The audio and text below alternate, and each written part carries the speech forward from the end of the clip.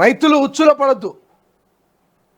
BRS నాయకుల మాయమాటలు నమ్మి అభివృద్ధిని అడ్డుకోవద్దు. గిరిజనులను అడ్డం పెట్టుకొని లగచల్లో మంటలు రేపారు.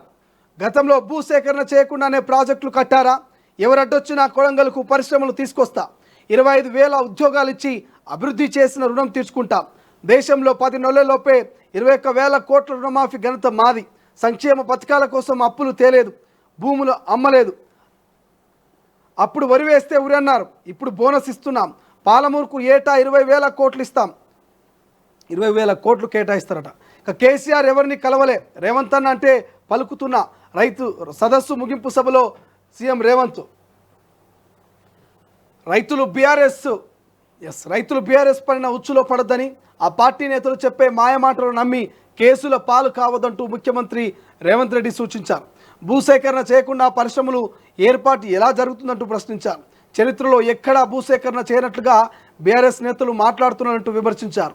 వారి హయాంలో మల్లన్న సాగర్, కొండపోచమ్మ సాగర్కు భూసేకరణ చేయలేదా అని నిలదీశారు. ఆ సమయంలో తాము కూడా ఇలాగే దాడులు చేసేలా ప్రజల్ని రెచ్చగొడితే ప్రాజెక్టులు కట్టేవారా అంటూ మండిపడ్డారు. అధికారంలోకి వచ్చిన 10 నెలల్లోపే 21,000 కోట్ల రుణమాఫీ చేసిన ఘనత దేశంలో తమకే దక్కుతుందన్నారు. శనివారం మహబూబ్నగర్ సమీపంలోని అమిస్తాపూర్ వద్ద 3 రోజులుగా జరుగుతున్న రైతు పండుగ ముగింపు ఉత్సవాలకు సీఎం రేవంత్ ముఖ్య అతిథిగా హాజరయ్యారు. వివిధ కారణాల వల్ల పెండింగ్లో ఉన్న 2 లక్షల రూపాయల రుణమాఫీ కింద 2,747 కోట్లను విడుదల చేశారు. భూత్పూర్ మండల తాటిపర్తి గ్రామానికి చెందిన రైతులకు లాంఛనంగా చెక్కులతో పంపిణీ చేస్తున్నట్టు తెలుస్తుంది. మరోవైపు 54,000 కోట్లతో రైతుల జీవితాల్లో వెలుగు. నిరుడు ఇదే రోజు మార్పు కోసం ఓటేశారు. ఆ ఓటే రైతన్న చరిత్ర తిరగరాసింది. సీఎం రైతు పండుగ విజయవంతము. పాలమూరులో భారీగా తరలి వచ్చిన ప్రజలు. సీఎం రాకముందే నిండిన ప్రాంగణము. కాంగ్రెస్ పార్టీ శ్రేణుల్లో ఉత్సాహం అంటూ ఒక వార్త కనిపిస్తూ ఉంది. ఈ వార్త గురించి మనం ఎక్స్ప్లెయిన్ చేసుకుందాం. నిన్న ముఖ్యమంత్రి రేవంత్ రెడ్డి, మంత్రులు, స్థానికంగా ఉన్నటువంటి ఎమ్మెల్యేలు, కాంగ్రెస్ పార్టీకి సంబంధించినటువంటి క్యాడర్ అంతా కూడా పాలమూరు పోయింది. సో పాలమూరులో రైతు ముగింపు పండగను అద్భుతంగా చేసిరు. సో ఆ వేదిక మీద పెండింగ్లో ఉన్నటువంటి 3 లక్షల మంది రైతుల ఖాతాలోకి దాదాపుగా 2,700 కోట్ల రూపాయలని జమ చేసిరు. సో 4వ విడతగా ఈ రుణమాఫీ జరుగుతూ ఉందంటూ కూడా చెప్తా ఉన్నారు. ఈ నేపథ్యంలోనే సో పాలమూరుకు ఏడాదికి 20,000 కోట్ల రూపాయలు తెచ్చుకుంటామంటూ ఇప్పటికే ముఖ్యమంత్రి రేవంత్ చెప్తా ఉన్నాడు. ఎందుకంటే పాలమూరు చాలా వెనుకబడ్డది. సో ఉద్యోగాల విషయంలో కావచ్చు, అన్ని విషయాల్లో సో ముందడుగులో ఉన్నటువంటి ఈ పాలమూరుకు ఏటా 20,000 కోట్ల రూపాయలు కేటాయిస్తాము. మంత్రుల్ని అవసరమైతే రిక్వెస్ట్ చేసుకొని నా పాలమూరు జిల్లాను నేను అభివృద్ధి చేసుకుంటా అంటూ నిన్న ముఖ్యమంత్రి రేవంత్ చెప్తా ఉన్నాడు. మరోవైపు ఏమో ఓవైపు లగచర్ల ఘటన చూసినాం, ఇంకోవైపు ఏవైతే పాలమూరు బిడ్డల బతుకులు ఆగమైనటువంటి విషయాన్ని మనం చూసినాం. సో ఇదంతా చూసినటువంటి సీఎం రేవంత్ క్లియర్గా చెప్తా ఉన్నాడు. గతంలో మల్లన్న సాగర్ కావచ్చు, కాళేశ్వరం కావచ్చు, ఇటువంటి ప్రాజెక్టులు నిర్మించినప్పుడు మేము ప్రజల్ని ఇట్లే రెచ్చగొట్టినామా? సో ప్రజల్ని మేము కనుక ఇట్లే రెచ్చగొట్టింటే ఈ ప్రాజెక్టుల నిర్మాణం పూర్తయ్యేదా అంటూ బీఆర్ఎస్ పార్టీ నాయకులు ప్రశ్నిస్తూ ఉన్నాడు. ఎందుకంటే మొన్న రీసెంట్గా లగచర్లో మనం చూసినాం, రైతుల్ని రెచ్చగొట్టి మాజీ ఎమ్మెల్యే పట్నం నరేందర్ రెడ్డి కావచ్చు, సురేష్ కావచ్చు, వీళ్ళందరూ కూడా కలెక్టర్ మీద, ఎంఆర్ఓ మీద చేసినటువంటి దాడి ఎవ్వరూ మర్చిపోలే. సో ఇప్పటికీ అక్కడ భూసేకరణను ప్రభుత్వం రద్దు చేసుకున్నది. కాలుష్యరహితమైనటువంటి ప్రాజెక్టులను, కాలుష్యరహితమైనటువంటి కంపెనీలను అక్కడ తీసుకొస్తామంటూ చెప్తా ఉంది. సో ఈ నేపథ్యంలో నిన్న పాలమూరు వేదికగా మాత్రం ప్రతిపక్షాన్ని ఒక ఆట ఆడుకున్నాడు ముఖ్యమంత్రి రేవంత్ అని చెప్పుకోవచ్చు. పాలమూరు అభివృద్ధి అయిందంటే ఇలా కేసీఆర్ వాళ్ళంటూ హరీష్ రావు చెప్తాడు. ఏం అభివృద్ధి అయింది పాలమూరు? నిజంగా 10 ఏళ్ల పాటు కేసీఆర్ పరిపాలనలో పాలమూరు అభివృద్ధి అయితే ఇంకా ఎందుకు వలసపోతా ఉన్నారు?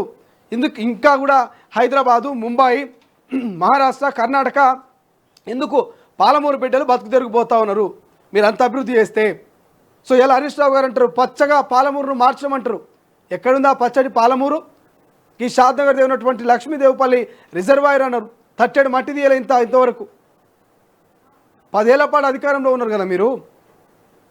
సో ఉమ్మడి రంగారెడ్డి పాలమూరు ప్రాజెక్టును కంప్లీట్ చేసినాం, 90% కంప్లీట్ చేసినామంటారు. 90%. ఎక్కడున్నది 90%? ఆ పోలేపల్లి కాడ ఎక్కడ పనులు అక్కడనే ఆగిపోయినాయి. సో ఈ లక్ష్మీదేవిపల్లి కాడ ఇంతవరకు తట్టెడు మట్టి తీయలే. ఇది పాలమూరు రంగారెడ్డి ప్రాజెక్టు 90% పూర్తి చేసినామంటూ హరీష్ రావు చెప్తాడు.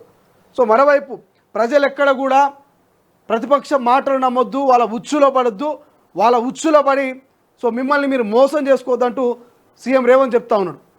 ఇలా అధికారంలోకి వచ్చిన తర్వాత దాదాపుగా 25 లక్షల మంది ఖాతాలో 21,000 కోట్ల రూపాయలు జమ చేసినాం. సో దాంతోపాటుగా రైతులకు ఇస్తామన్నటువంటి బోనస్ 500 రూపాయల బోనస్ ఇస్తూ వస్తున్నట్టు చెప్తా ఉంది. రేపో మాపో రైతు భరోసా వేస్తాం, కూలి రైతులు కౌలు రైతుల్ని ఆదుకుంటామన్నటువంటి స్టేట్మెంట్లు అయితే అధికార కాంగ్రెస్ పార్టీ చేస్తూ ఉంది. కాబట్టి సో క్లియర్గా నిన్న ముఖ్యమంత్రి చెప్తా ఉన్నాడు, బీఆర్ఎస్ నాయకులు మాయమాటలు నమ్మి అభివృద్ధిని అడ్డుకోవద్దు, ఎవరైనా నా అభివృద్ధికి కనుక అడ్డం వస్తే సో తొక్కుకుంటా పోతామంటూ క్లియర్గా చెప్తా ఉన్నాడు. సో 25,000 ఉద్యోగాలు ఇచ్చి అభివృద్ధి చేసి రుణం తీర్చుకుంటాం, ఎవరైనా అడ్డొచ్చినా కొడంగల్ను పరిశ్రమలు తీసుకొస్తామని చెప్తా ఉన్నాడు. గతంలో భూసేకరణ చేయకుంటే ప్రాజెక్టులు కట్టేటోళ్ళ అంటూ ఇక మరోవైపు అప్పుడు ఒరేస్తే ఉరన్నారు, ఇప్పుడు ఇలా వరి నీ కాళేశ్వరం లేకున్నా వరి అప్పటికంటే డబల్ పడుతూ ఉంది. సో వరి ద్వారా ఎంతోమంది రైతులంతా కూడా ఇవాళ వరిని సాగు చేసి సన్నాలకు బోనసులు పొందుతూ ఉన్నారు. సో మరి నువ్వేమన్నావు, గతంలో ఒరేస్తే ఉరన్నావు, కానీ ఫామ్ హౌస్లో ఒరేసుకున్నావు. ఇలా తెలంగాణ ప్రజలంతా కూడా సన్న ఓట్లతోటి ఇలా బోనస్ తోటి వాళ్ళ కళ్ళలో ఆనందం కనిపిస్తుందంటూ అధికార కాంగ్రెస్ పార్టీలు చెప్తా ఉన్నారు. సో ఇది వాస్తవమే, గతంలో ఇదే కేసీఆర్ ఒరేస్తే ఉరన్నాడు. ఎలా మరి కాంగ్రెస్ వచ్చినందుకే ఎందుకో ఉరి పడతలే, ఒరేస్తే ఇలా రైతుల కాళ్ళలో ఆనందం కనిపిస్తూ ఉంది, కానీ ఎక్కడ కూడా ఉరితాడు కనిపిస్తలే. కానీ ఇదే కేసీఆర్ ఏమో ఆయన ఫామ్ హౌస్లో ఒరేసుకుంటాడు, తెలంగాణ రైతులు మాత్రం ఒరేయద్దు అంటాడు. సో ఇట్లా చాలా అంశాలు నిన్న వేదిక మీద అధికార కాంగ్రెస్ పార్టీ మాట్లాడింది. బట్ వీళ్ళు కూడా కొంత రైతు భరోసాను చాలా డీలే చేస్తూ ఉన్నారు. సో కాంగ్రెస్ వాళ్ళు రైతు భరోసాను ఎప్పుడు ఇస్తారని చెప్పేసి కూడా అడుగుతా ఉన్నాం. ఎందుకంటే రైతు భరోసా కోసం చాలామంది వెయిట్ చేస్తూ ఉన్నారు. సో అది చేసినాం ఇది చేసినామని చెప్తా ఉన్నారు, కానీ అసలైనటువంటి రైతు భరోసాను మాత్రం ఇంకా అందిస్తలేనటువంటి పరిస్థితి. అసలైన తొలి వెలుగు. ఫాలో వాట్సాప్ @తొలి వెలుగు official.